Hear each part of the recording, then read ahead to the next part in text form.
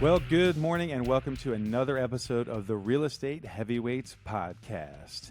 It's a March edition. It is beautiful weather here in DFW and definitely enjoying this time of year.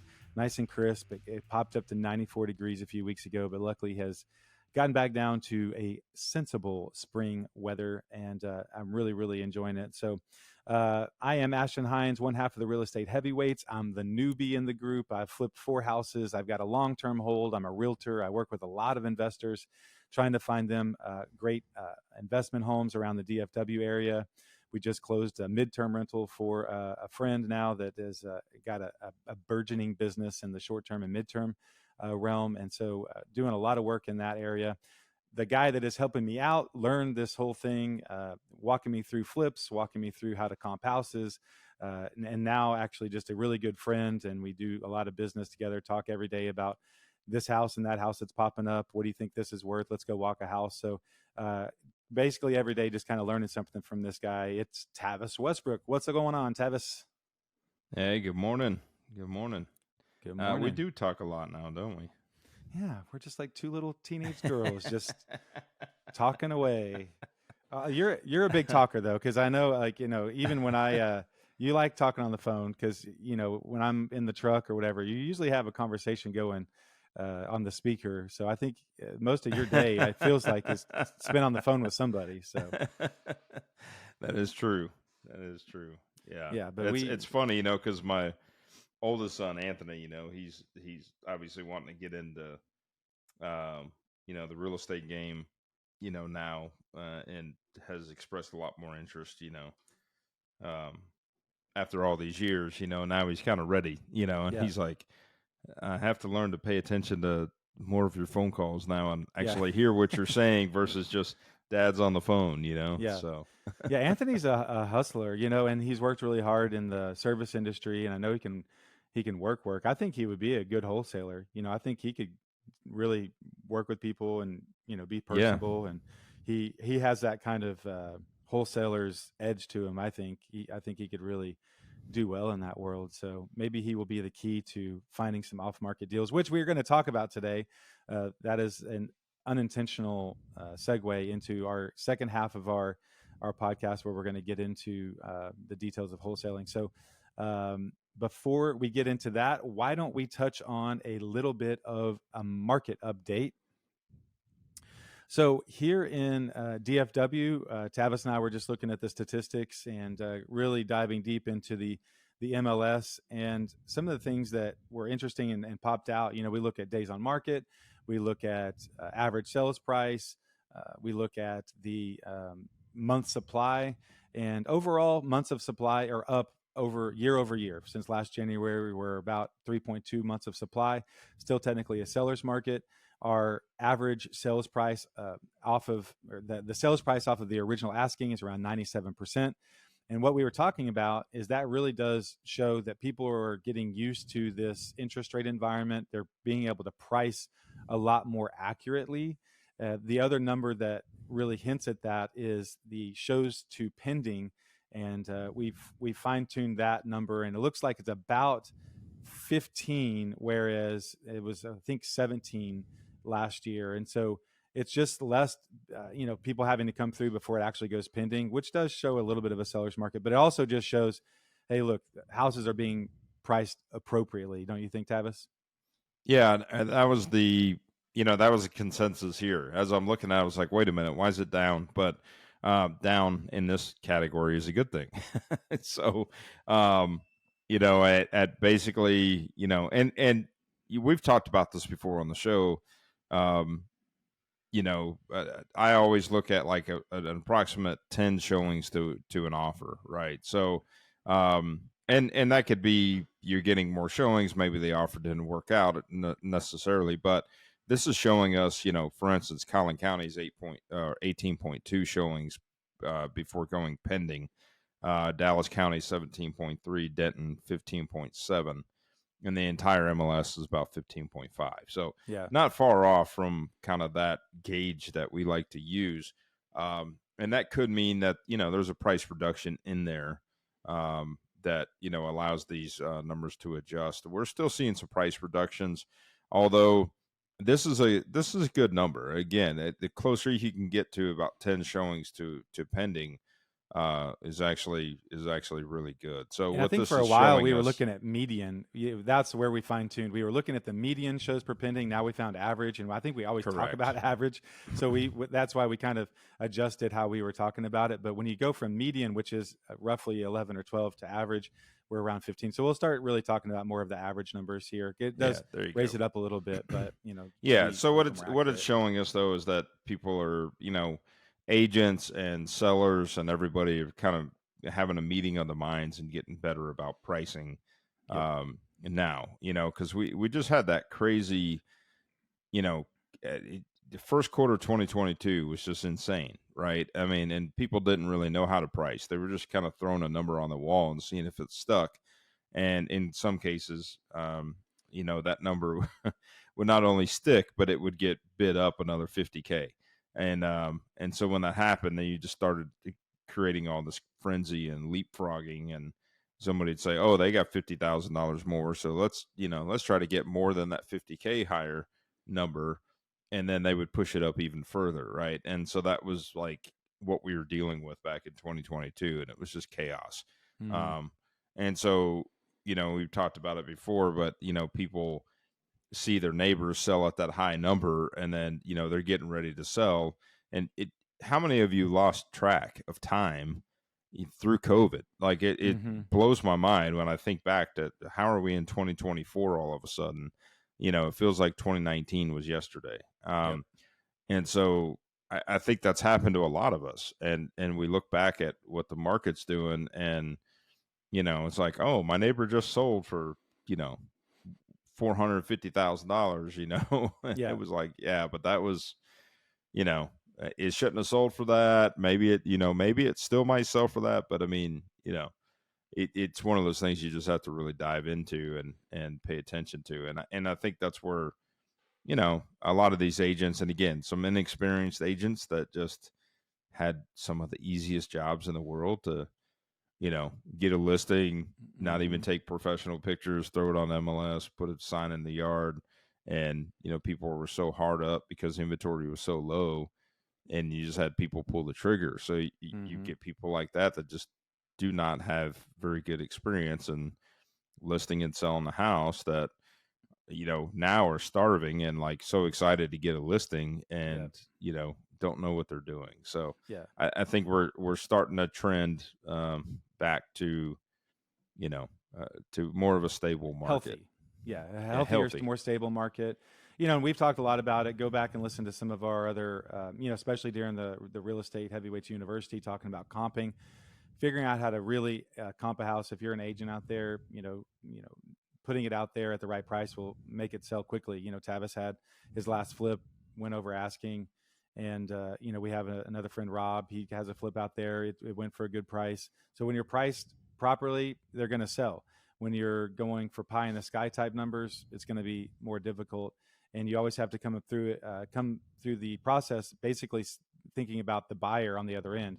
What is your competition? It's not just the house, next door that sold for a crazy price per square foot, because there's a lot of other factors than price per square foot. It's smaller, it's a different style. Yours backs up to a electrical pole. Theirs is across the street. It's an interior lot. Whatever it is, like there's a lot of factors. So you can't just look at a few comps down the street, price per square foot, do the quick math. Ours should be worth 900,000. You're really going to be in trouble there. So even as a homeowner, you can't. A lot of times Zillow, when you're looking at your Zillow estimate, they're looking at some of that. That's why it can be Mm-hmm. off sometimes. Is it can only do so many math equations without taking into consideration some of the finer tuned things. Like, yeah, I get where they're getting that number, but this one backs up to a busy road. This, the one that they're looking at over there was just this ideal over the top flip, whatever. So there's a lot of things to take into consideration, but we've talked about that a lot, and you definitely want to go back and hear some of our conversations on comping, because we've spent a lot of time on that, and Tavis is excellent at that. So well, why don't we get into a little bit of news? Speaking of home prices and speaking of Zillow, look, these seamless transitions today, but Zillow came out with their estimated income needed to buy the average house in certain markets. And last year, it's an insane article, because basically what it says is in Dallas last year, the income needed to afford the average house was around $59,000. Now it's $121,000 or something like that. And obviously this varies from area to area. They're looking at they might be looking at the actual county of Dallas or city of Dallas. So you have to dive a little bit deeper. But I mean, however you want to slice it, you need twice as much money on the income side to afford the average house in our area. And where we live up in Collin County and some of Denton County and even the north parts of Dallas, the average price is way higher than what they say is 360. For us, it's more like 440, some areas 500. So the income needed for that is insane. So either you need a lot more income, or like some of these buyers coming in from out of state who have equity in a California house, let's say, they are just putting a lot more money down to make the math work. And so anyway, I thought that was a insane statistic. Yeah, I am not jealous of the people who are out in the market buying right now. And so this also goes towards the statistics of there's just not as many people out there, because I think there still is just this bewilderment of what am I even supposed to do? I'm selling a house and I want an upgrade, but you can't really afford an upgrade, or you need to save up a lot more money. And also that's why I'm going out to a new build neighborhood today out in Fort Worth. A lot of these new builds, and we've talked about this, they have a lot more levers to pull. And I found a new builder out there in Saginaw a couple weekends ago. They're offering a 3-2-1 buy down program off of an FHA loan, and the FHA was starting somewhere in the sixes, and so they buy it down three percentage points the first year, 2 percentage points the next year, 1 percentage point in the third year. But that first year percentage was in the twos. So if you're a buyer out there and you're looking at this builder, you get a brand new house, and you're like, oh yeah, and by the way, your interest rate for the first year is 2.9, second year is 3.9, then 4.9, and then we'll adjust in that fourth year, and everyone thinks, sure, we'll just refinance. Super attractive. You cannot blame the builders for trying. So if they have those programs, I think they could be super successful. And you have to, not to harp on comps, but again, I bring this up because I got a lead on an opportunity. I believed I looked at it a couple days ago, and nevertheless, property was in Anna, kind of a new subdivision out there. Nice pocket. The subject property was built in 2019. You still got new builds going on right now in the neighborhood, and there was multiple factors, but this was a situation where this company bought out the seller and did kind of like a bridge type loan, where they basically allow the seller to sell them the property at a discount, use the equity, and go into something else because they're excited about getting into something else, right? So anyways, this company that did like that interim type financing owned the property, and I assume that they just don't have really a division to do any renovations, because it was brought to me like, hey, it smells like dog. It's only a couple years old. And so I went out there, and my math on it looked really good. I was like, man, I can maybe put $25K into this thing and make 20 grand, and this would be like a 30-day in and out kind of thing. And so looking at it from the numbers point, it looked pretty good. And I went and walked it, and I was like, oh man, all right. So it was a 2-story. Most of the properties were all 1-stories, and comparable square footage, about 2,000 square feet. And when I walked it, it just had a really kind of funky floor plan. It just wasn't very attractive. Lower ceilings, just didn't have a lot of, attractive factors. And, of course, my design brain's going, and I'm like, how do I make this more attractive? And I'm like, before I dive into this, because I had them pretty locked in at a number that I thought would make sense. And they kind of gave me a soft number ahead of time. And I was like, man, this is great. And, I got back, I'm like, I need to dig into this deeper. So I dove in deeper. Well, one of the things that you dig into is, my mindset was, all the comps that were new builds were selling over 400,000.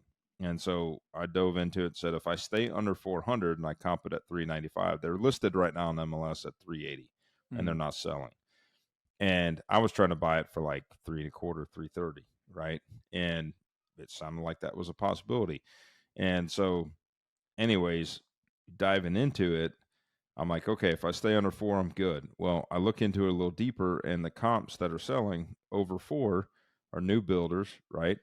And if you look down at the very bottom, you see what the incentives are, or you see what the seller gave credits. And these credits were 15,000, 20,000, 20,000, 15,000. So now you're taking a 325 or 375 or whatever. Well, yeah. So you take like a 410 sales price to a new builder, and it's truly a 390 net price, right? And that may not even factor in the 321 buy down stuff. So your actual monthly payment that they're bringing into just from what they're showing on credits, right? Yeah. And so that's something for people to understand. Like that's very important to look at that, because appraisers will look at that, and you'll see it in asterisk in the appraiser when he's comping value. But most agents skip that part. They don't pay attention. They just look at sales price, or they look at dollar per foot, and they use that number, and they're like, oh, this is where it should be. And again, that goes back, when you and I first met and started talking, you had a listing out and inspiration. And it was similar to that, right? Like you were trying to compete, you thought you were priced lower, but I mean, you were competing with these new builds, and you weren't factoring in the incentives and the the sales price minus the credits and things like that. So it's just important to really pay attention to that and know what you're up against. And they're hard to compete with. Again, their margins, the way they're leveraged. I mean, builders are leveraged pretty heavy, and that leverage means that they have very little to none cash into the deal, so they can operate, they can operate on smaller margins and bigger volume and make their business, make sense. And so it's something just to understand with that world. Yep. It makes it very tough to comp stuff in the new build area. But, overall, the idea that Zillow is saying you need to make twice as much money to afford the average house, it's daunting, and no wonder there's not quite as many people out there. And I mean, I saw that come out yesterday, and I saw a bunch of my loan officer friends, say fake news, fake news. Because, here's one of the things I wanted to say when I read that article. I lived a short time of my life up in New England, and in that area, home prices are much higher, right? They always have been compared to somewhere like Texas, right? You got less land to expand, so the inventory is lower. The homes are the homes. There's just not land for expansion and subdivisions to be built out and things like that. And so what happens is, income that people make, the majority of their income goes to housing, and you have a place, and they drive used cars, and or take the subway or something like that. Yeah. And it's not just because of, the salt air and cars getting rusted, but I mean, you don't see nearly as many dealerships. You don't see nearly as many, new fancy cars up in the world like that, right? In New England, to where Texas, on the other hand, people change cars every couple of years. There's dealerships everywhere. People spend a lot of money here on their cars. I mean, we have car washes almost on every corner, right? That's something you don't see up there. And so it's just a matter of also how you spend your money. So like in a place like Dallas, that pricing is now increasing in housing, people are freaking out. They're just not used to it because they're Yeah, I mean, Tabitha and I were talking about this back in 2009.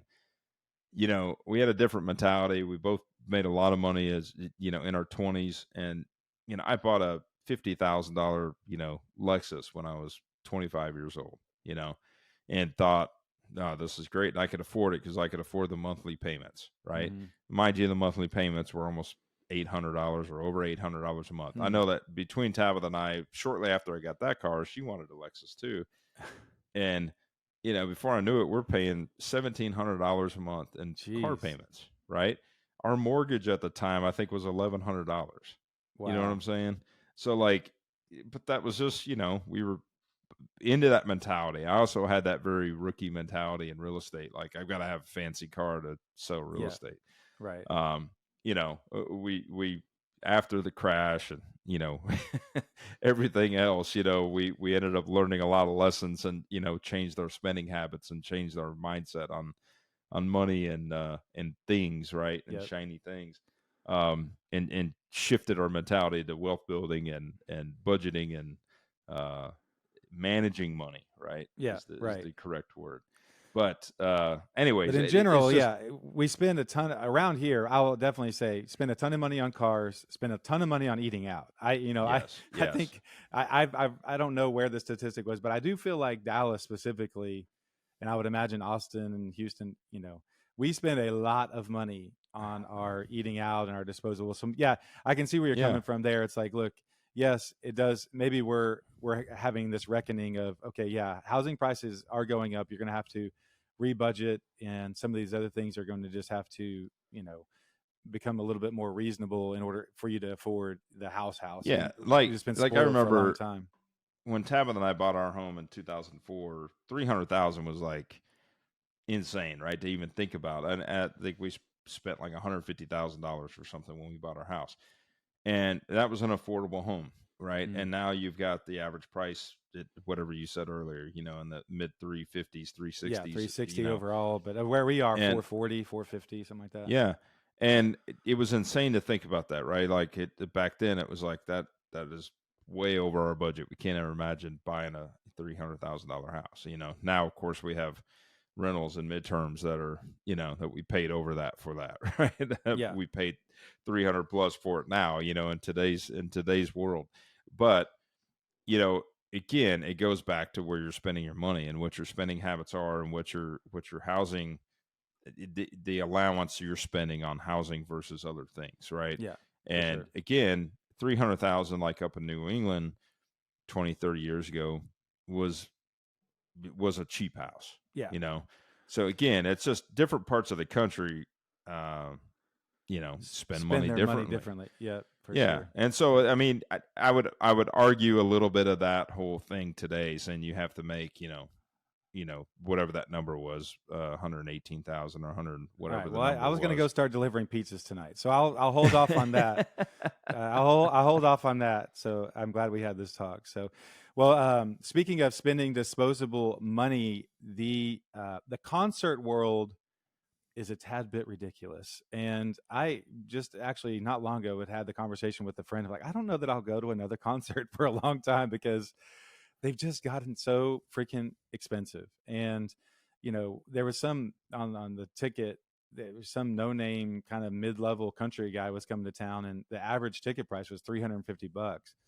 And it's like, how is that even possible? Well, to help usher in an even newer era of expensive tickets, the city of McKinney has announced a partnership with a concert venue company that is going to spend $220 million on a concert venue near the 121 and 75.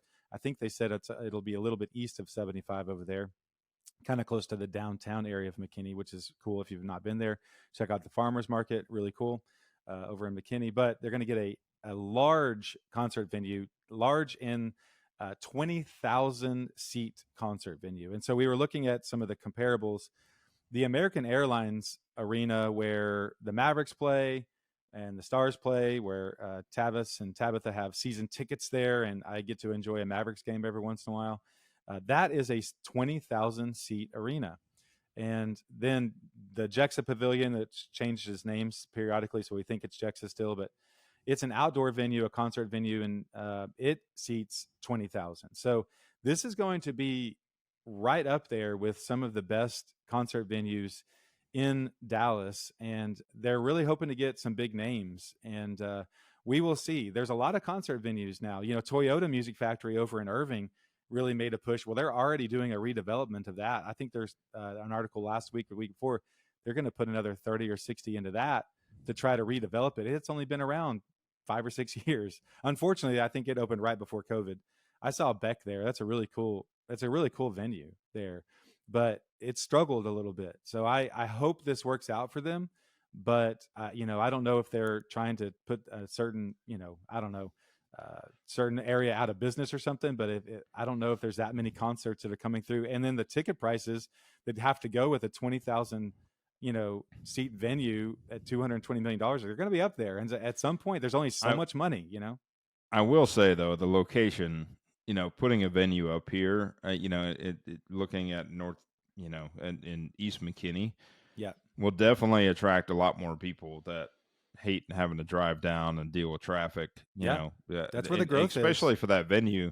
The other really cool thing, I don't know if you saw in there, but they're doing, they're offering up suites for one thing, but they're also going to do, how many fire pits were they going to do? So they're going to do I didn't a see how many, tremendous but amount of fire pits, which is yeah, like that was super cool to think about, like just chilling with your family and having a glass of wine and having the fire pit going and listening s'mores to and Dave Tay-Tay. Matthews We'll Band. just do that. We'll just do big s'mores thing and Tay-Tay in the background. And now she won't perform there. She's an AT&T Stadium 100,000 seat person. Oh gosh, yeah. I can't even imagine.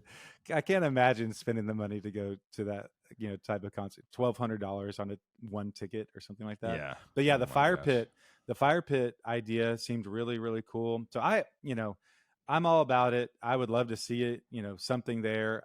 Oddly enough, I've spent more money seeing stand-up comedians lately than I've seen actual concerts. I mean, especially with growth moving north to, up 75 and Anna, Melissa, the farther that 289 gets built out and the tollway keeps extending north, all of that stuff, I think it's going to be awesome. So no, I think I cool. would like to see it happen. I think that it would make it a lot more attractive if you're, for instance, if you live up closer to Sherman, versus dealing with a, 2-hour commute to downtown Dallas or to go to Jexa, Mm-hmm. Yep. So one more piece of news, and then we'll move on to our real estate talk for the day. I saw really interesting. You got me? Can you hear me? Yeah. Did I freeze or you froze? You froze. I mean, you're good. I mean, I can hear you. All right. Let me make sure you're still. Yeah, you're good. Yeah, just don't click too much stuff. Yeah. So one more piece of news, and then we'll move on to our real estate topic of the day. I was shocked to see this statistic, and there is a certain segment of the retail space, and you're just normal, shopping center, not commercial necessarily, not industrial, but your normal retail shopping center.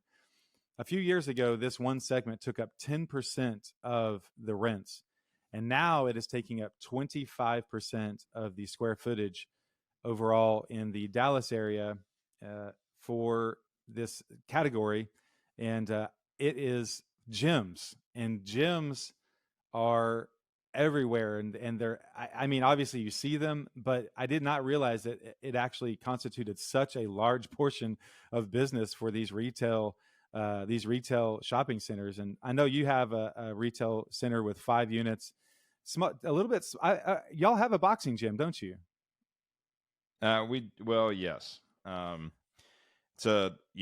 It's a nonprofit style boxing gym, so it's not a super sexy retail spot like a lot of these gyms are that are popping up, right? But I mean, just you're 20% of your space is dedicated to, so that's so weird. I mean, but so what they were talking about in this article is that, of course you have the big, 24-hour fitness and LA Fitness, you have a lot of that, but the sort of micro gym, the real specific, your Pilates and, bar, whatever that is. And then you have, stretching labs, and you've got boxing gyms and kickboxing and, F45, kind of quick fitness, Orange Fitness, these real one-off kind of certain environments. And actually what was, I thought really interesting is there's a gym called EOS, I think. And they have a whole area in their gym with custom lighting and mirrors and all this specifically set up for fitness influencers to go there and do workouts and film their workouts so they can post it on YouTube and Instagram and all that. That's one of the things they advertise, is they have this area for a fitness influencer. I can pretty much guarantee you that's one thing I will never be, is a fitness influencer. But if I was going to be a fitness influencer, I may have to, consider EOS. But I think it would be a really, I don't know. I mean, I'm sure, I guess there's certain people who make a lot of money doing that, but the idea of going to a gym, setting up a camera and filming myself work out for a while, I think would be an odd proposition. But, all that to be said is there is a gym for everyone. I actually went to the boxing gym. That's the best shape I've ever been in, going to a specific boxing gym for a while, and loved it. But I do know there's been several MMA gyms. The UFC had a branded gym for a while, and it went out of business in several locations. So I know it's not a slam dunk easy business, but it's obviously paying the bills for a lot of these retail centers. So I thought that was a really cool article to check out. So, well, why don't we get into our real estate topic of the day? And we've touched on this a little bit, but we're going to talk about buying a house from a wholesaler. I've mentioned I'm dealing with a lot of investor clients, talking through the process. How does this work? How does that work? A lot of them are a little bit newer. And this is definitely a niche of the real estate world that a lot of people just don't know a whole lot about, because, most people only buy a house every 5 to 7 years, and they're definitely not buying it from a wholesaler. So Tavis, he wholesales houses. I've purchased a house from a big wholesaler. I've purchased one from Tavis as a wholesaler. We've had Brett Lane on the podcast. If you did not hear that interview, go back and check out the Brett Lane podcast. He works for Myers Home Buyers, and they have Trelly, the app, which is a wholesaling app. So we're just gonna kind of walk through the process and explain some of the terms, some of the things you want to look out for when you're buying a home from a wholesaler. So, Tavis, why don't I do this from a retail standpoint? Let's talk about how you even find a wholesaler. For me, how I started getting introduced to wholesalers really was through Facebook. And when I really wanted to start looking for flips, I joined some local Facebook groups, Dallas Investors, and there's 5 or 6 of them that are big investor groups in our area. Join those groups, and every day someone is posting, hey, I've got a 3-2 in Grand Prairie. It's this. And it's the Wild West, because one of them will show this much info and one picture, and another one gives you all the info and 30 pictures, and one of them wants you to call them, one of them wants you to text them or DM me. Like it really is. There's no consistency on how they want to present the info or how they want to be communicated with. But anyway, I started getting on these lists. You say, hey, add me to your buyers list. And so then I started seeing them on Facebook, and I started getting a ton of emails from random wholesaler A and random wholesaler B. And then inevitably you get on the big wholesalers list, New Western, Net Worth, Myers. You start getting on some of these really big lists, and they are volume shooters. And so they'll 3 or 4 times a day send you an email of this house. So pretty quickly you can be inundated with wholesale level houses that you're trying to run numbers on. And then you decide, okay, maybe this is the one for me. So Tavis, why don't we kind of take it from there? We've started getting all this information in. We're seeing house after house after house. Let's talk about the process that goes from there to actually closing on a wholesale house. What would be the first step you would do after you get an email, looks promising, then what? Well, I think you got to back up a minute in the sense of, we've talked about this before, but you've got to build your team. You got to make sure that you've got your lender lined up, where you're getting money, and your guys ready to pull the trigger today. Means that you can sign a contract, ink it, have your lender working right away to make sure that you can meet the closing deadline. One of the biggest issues with wholesale deals is we don't know how long they've been marketed for, or when the wholesaler actually got the property under contract. But a lot of times the closing dates are pretty quick. I mean, it wouldn't surprise me today if we see some come through our email box and they want to close by the end of the week, or middle Some of them next it's week. the same day. They're panic emailing. It's like, hey, deadline's today. And you're like, what Yeah, the it heck? bounced back Like, or somebody fell out and now they're trying to get it done, right? So that's number one is you've got to make sure you've got a way to pull the trigger. And in fact, for me, buying wholesale deals are tough because I use bank financing. And so even though it's kind of a guidance line, a lot of times we need evaluation done for the bank. And that usually takes 2 to 3 weeks, depending on the evaluation time frame.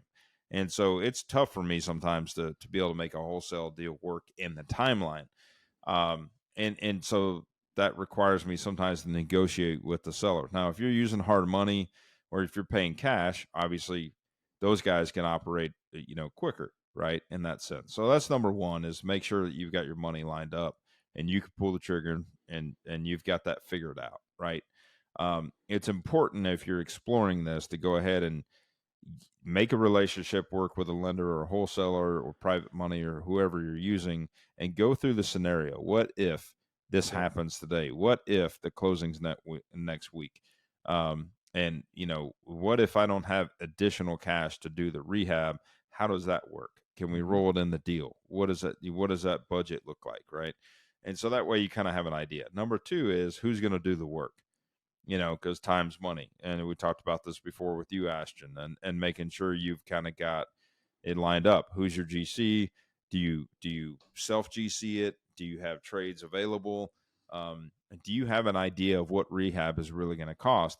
Otherwise, I mean, the wholesaler, a lot of bad wholesalers out there will advertise what the number is. The good wholesalers have got away from doing that now, and they're just giving you a yield. It's up to you to figure out what it costs to do the reno. Sometimes they'll say, they'll give you their 2 cents on the house. They'll say walks flat, roof looks like it's in decent condition, or roof was replaced in 2018, or, all the mechanicals look decent, unknown age. Yep. They'll kind of give you some of the basics there. Sure. But a lot of them won't, you'll see a lot of them say, estimated rehab 40,000.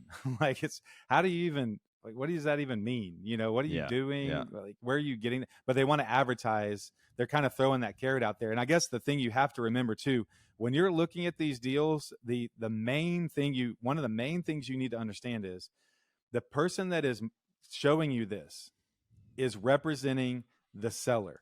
This is a marketing company. They're representing themselves. Yeah. They're not representing you. That's what you need to understand. Yeah. They do not have your best interest at heart. They want to move this deal. They want to make their assignment fee and go on to the next one. Now, the good ones want to have an ongoing relationship, and they're not going to try to just screw you on one deal. But at the end of the day, they are a marketing firm that's either trying to move something for someone else or themselves, and they're trying to make a fee, and they're trying to make as big a spread as they can. And so you have to go into it knowing that this is not, hey, this person is really trying to help me get my investment business up off the ground and they're helping me out. No, they're trying to move a house. And so a lot of them will give you information that looks really enticing. And hey, ARV's 800,000 and the buy price is 400 and the rehab's only $300,000 spread. You'll see that. $200,000 spread, $300,000 spread. And you're like, oh wow, Yeah. And so you have to kind of see through that. It's the used car salesman, right? But he's selling you a junker. So basically he's saying, hey, I'm selling you this piece of crap car. It's up to you to figure out what to do to get it ready and get it fixed and fix it up. And then you can sell it. And you're going to make all this money by taking on this beater and tearing it apart and redoing it. But it's up to you. And by the way, you got to do this. And if you agree that you want it today, then you need to write me a $5,000 non-refundable earnest money check. Okay, let's get to that part there. So let's kind of move down we're moving down. So you put your team together, know how much, so you got your money, pay for it. You got your rehab. You got to make sure you know what you're getting into with rehab. Yep. And go back to watch some of our previous interviews, because we actually dive into that a little bit and give you some rules of thumb so you guys kind of know what, real costs look like. Yep. Here's one of the biggest things. Remember this. Most people get into wholesaling first before they ever flip a house. Okay. I myself got into wholesaling after flipping. So my numbers and what I know about, that property and what I know is going to take to renovate that property, I'm able to buy it deeper and buy it at the right price, and everybody makes money. But most of these people get into this business and they have no clue about really flipping a house because they haven't done it yet. They know how to go find a deal. They know how to make the matchmaker work, and then they build their buyers list, which is great because that's hard work. And that's a hard thing to do. Ashton and I talk about it all the time. It's always about finding the deal. But once you have the deal, you got to have these pieces together. So diving into the next step would be how the contract works and what's Earnest to be money. expected. Yeah. Earnest money and signing the contract. And so a lot of times you'll see that phrase is EMD. Like on the email, it'll say EMD, earnest money deposit, is $5,000, $7,500, $10,000. That is the money you will have to put up that's non-refundable to reserve the right to buy that house. And that's a huge difference between that and the retail market. In order to reserve the right to buy a house that's on the MLS, typically you're putting up $200, $400. You get an option period, 5 days, 7 days. Well, you're gonna put up earnest money too, which is usually about 1%. You could walk away. You could walk away pretty easily for cheap. Right, because you have an option period. And in most of the cases with a wholesale deal, they're not going to allow you to have an option period because there's too much time. There's too much risk. Most of the time, that wholesaler has it under option period themselves. Yes. And they secure you as the buyer, and you're the real deal. And so now their money goes hard with the seller. Yep. So therefore, they're up against their earnest money being forfeited if you don't perform as the end user. Yep. So that's the reason that it's actually considered a non-refundable earnest money deposit. Now, the only thing that will really hinder that is if there's some kind of title issue or there's some kind of survey discrepancy or there's something to do with the property that is not the wholesaler's fault, is not the buyer's fault, and the deal falls apart, then that money would be hypothetically refunded as long I've as had that happen before. Yeah, New Western, we put one under contract. It was up in Pilot Point. There was a title issue. And title issue, basically, if you're not aware of that, basically sometimes people think they can sell a house. They have the right to sell a house. Maybe they inherited it from a loved one after they died. And they said, oh, yeah, my Uncle Billy always said I could live here for as long as I wanted. But now they're wanting to sell it. Well, Uncle Billy didn't tell you that he had several tax liens, and he had actually told 3 other family members that they could also have the house. And so the title company is sitting there trying to unsort all this stuff. And at the end of the day, they might say, look, this is going to take a while, or going to take a lot more legal fees than this is worth. This is not going to happen. So then that's what happened. We got our money back. It was in the contract. If it went past, 6 weeks or something, that if we wanted to walk, we could, and we could get our money back. So that happened there. So you put your owner's money up, you reserve the right to buy the house. And so, now you have this house, you've identified it, how you're going to pay for it, the rehab, you've put up, hey, yep, wholesaler, I want it. Here's my check, $5,000.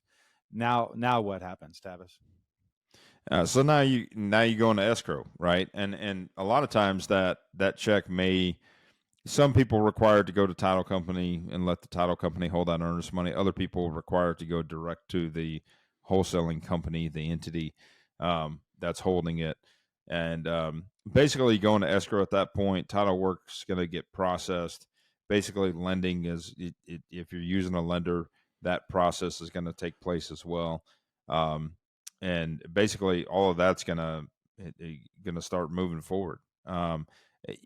The big thing to remember is if you have an agent, and let's say the agent finds the deal for you or sources the deal for you, that agent is going to expect to make a commission for that, right? Because they help support the deal for you. They help, source it.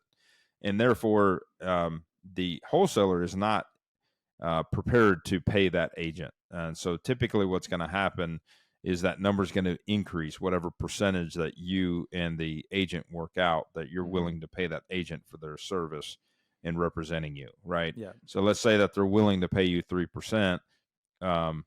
And in that case, that number that you're agreeing to with the wholesaler is going to increase by 3% in order to cover that agent fee, So that's typically how it's done. Before you get into it, or I had you that have conversation with my investors before we. Or you have a buyer rep agreement that's separate from the contract that basically is going to get submitted along with that in addition to the contract.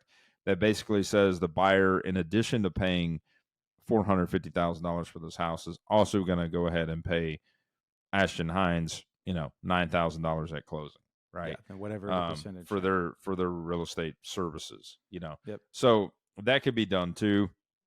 But it's just important to kind of understand that. And if you're an agent listening, understand that you've got to have those conversations up front with the investor so that they know what to expect. And everybody should be happy as long as your numbers make sense and you're calculating these numbers with that agent fee included and you're backing that into your numbers and you're still happy with the return. Everybody should be happy.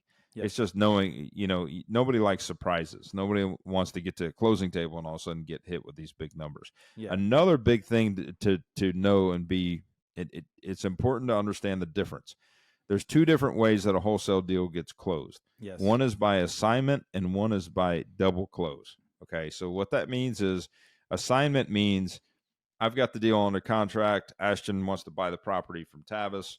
Tavis is the current buyer on the contract, and then I do an assignment agreement that basically is an addendum to that contract that now basically makes Ashton the end buyer, and the name gets changed, or I wrote the contract and or assigns, and therefore Ashton's actually the end buyer that buys the property, and then I make an assignment fee that's on the closing. Now, typically the seller, you're the wholesaler in the deal. Yeah, you're exactly. right in the middle of it. Yeah, you went to the actual person selling the house, the homeowner.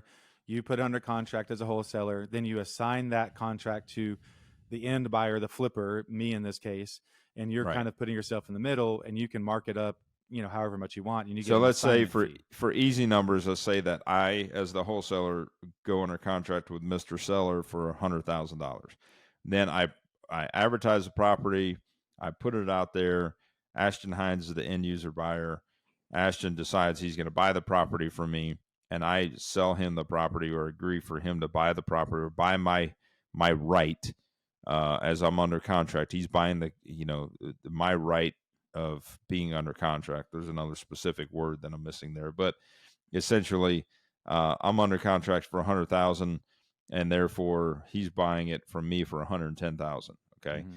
Now, in the contract agreement and the assignment clause, it's going to show that Ashton is actually buying the property at closing for $100,000 now because he's the new buyer, but he's going to pay me an assignment fee of $10,000 at closing.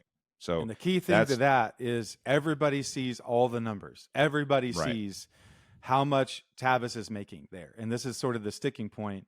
Sometimes wholesalers don't want you to know how much they're making. And so they don't like to do assignments, because on an assignment, you will find out what the wholesaler made. And so, that's why this other form is the double close. And so, that's the other option. And basically double close is what it sounds like is it's two full transactions. It's, Tavis is opening and closing with the original seller, and then he's going to open one and close it with me as the end buyer. And on that situation, you don't find out what Tavis would make. That's. And there's another reason that double close exists, and it exists to make it cleaner on the first contract transaction. So when you agree to a seller that I'm buying the property for X amount of dollars, and then I do a whole nother separate transaction with you that says I'm going to sell you the property at X, it's a double close, meaning it's going to be like a simultaneous close, but there's actually going to be two title policies and there's going to be two deed transfers. So in that case, there's actually going to be from the seller to me, Tavis Westbrook, or my entity name. That's deed number one. That's seller policy number one. There's going to be insured title from that seller to me. And then I am now selling the property from me to you. So now there's going to be another title policy and another deed that's going to transfer. The key to remember when that happens, now it's cleaner with the seller, but what happens is the fees go up.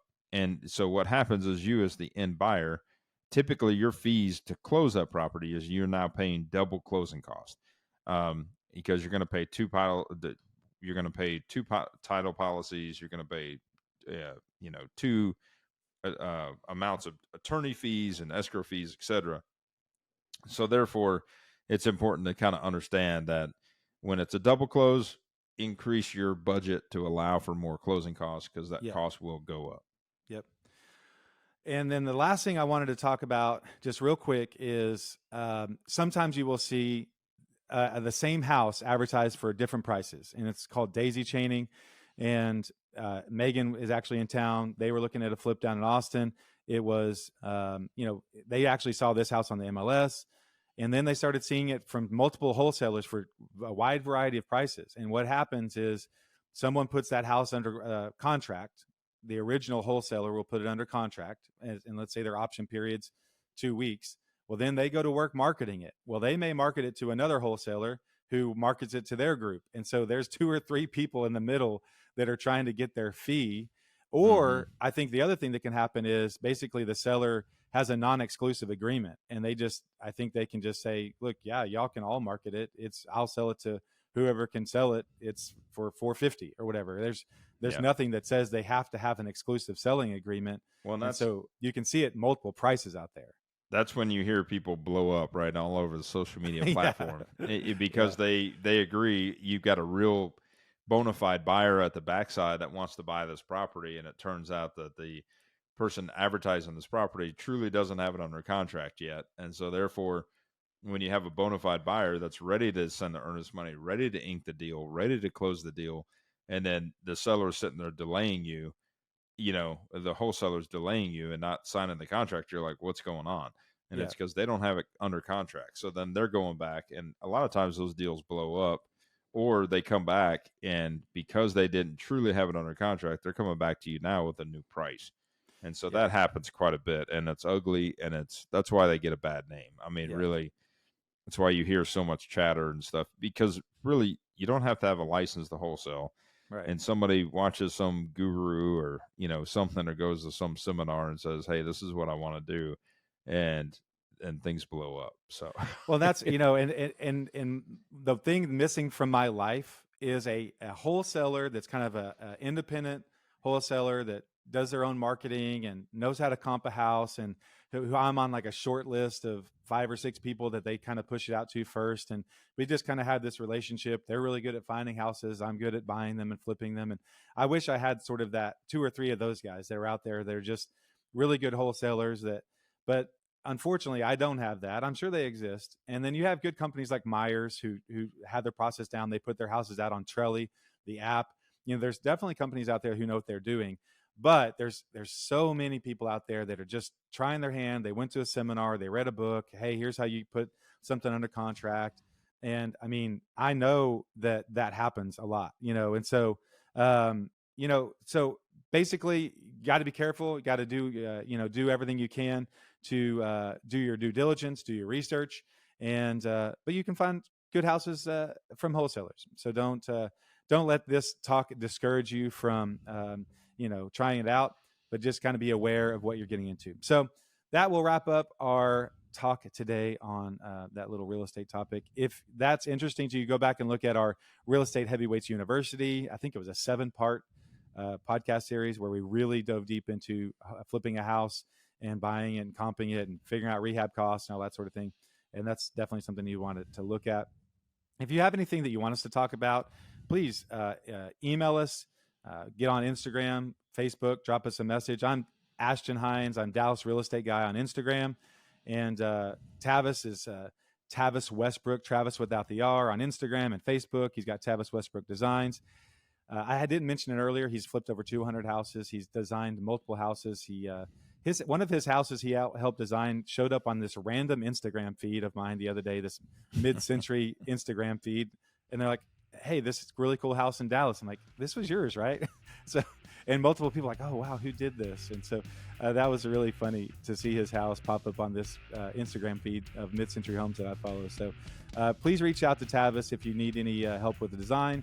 We're always looking for houses out there. So if you have something that doesn't fit the MLS and you want to work with some guys that are looking for a flip, know how to walk a house, give you a really good price, and make the process smooth, please reach out. That would be awesome. Until then, please go back and look at the interview we did with Brett Caldwell last week. We got another one coming up this next week that I'm super excited about, so pay attention to that. And we will check you later. Have a great day.